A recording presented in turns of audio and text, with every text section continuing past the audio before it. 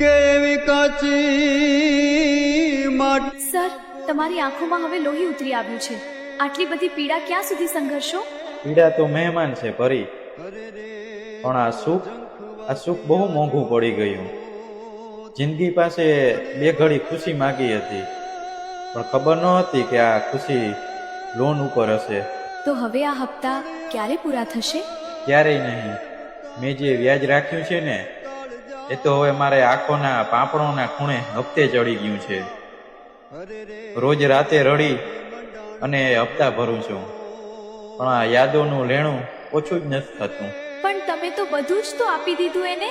હા પરી, મેં મારું આખું અસ્તિત્વ ગીરવી મૂકી દીધું હતું, પણ અફસોસ, લોન મેં લીધી હતી અને વસૂલાત એની યાદો કરે છે.